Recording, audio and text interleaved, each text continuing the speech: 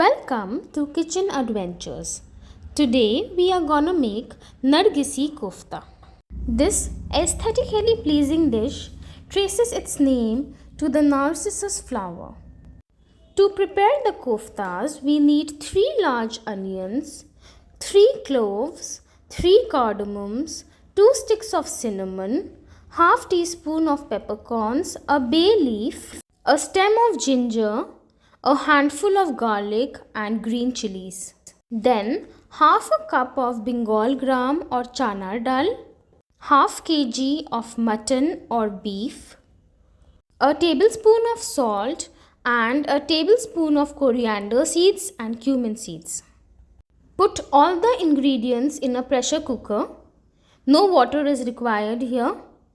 This recipe has been taken from a Persian cookbook tracing back to 3 generations. So it is totally foolproof. After cooking for 20 minutes, let it cool down. Remove the bay leaf and grind the meat mixture. Add 2 large eggs and a large cup of coriander leaves to the mixture. Mix thoroughly. Nargisi kofta has a disputed origin.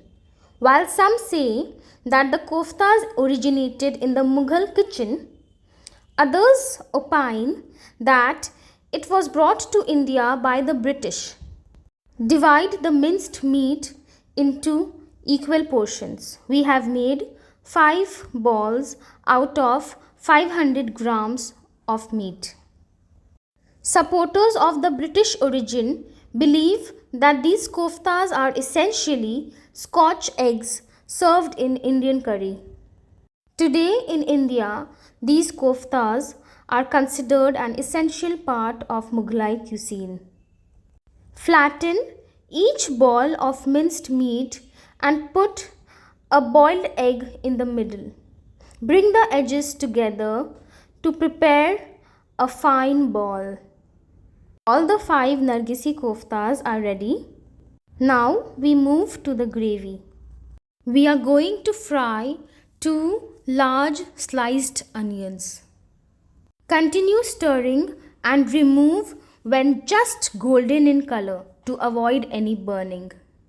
Take a large vessel and put 2 tablespoons of ghee into it, followed by 1½ tablespoon of ginger garlic paste. Fry for a minute and then add in whisked yogurt or sour curd.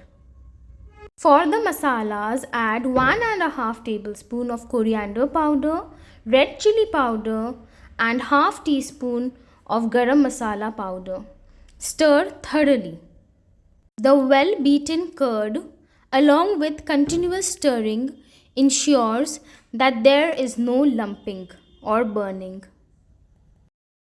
Now we shall add in some salt and the golden onions which we have crushed with our hands. Stir for 10 minutes or until the oil separates. This means that the masala is well cooked now. Cover and cook for another 10 minutes. Time is up. The gravy is aromatic but thick, so we will add some water. Add 2 small cups of water and stir again. Cover and let it simmer for another 10 minutes. Now we fry the koftas in the same oil in which we had fried the onions. Remember that these koftas should never be stored in the refrigerator before frying, or they will break due to difference in temperature when frying.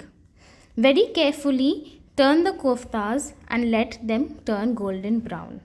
Koftas are ready. 10 minutes are over. Let's look at the gravy now. It has a beautiful color and is aromatic. Now we slice the Nargisi koftas into 2 halves. Remember to use perfectly boiled eggs. Overboiled or under boiled eggs will make it ugly and spoil the taste. So I have dished out the gravy. Garnish it with some coriander leaves. Now we put the nargisi koftas into the gravy. Nargisi kofta curry is now ready to be served. It is best had with tandoori rotis or sheermal.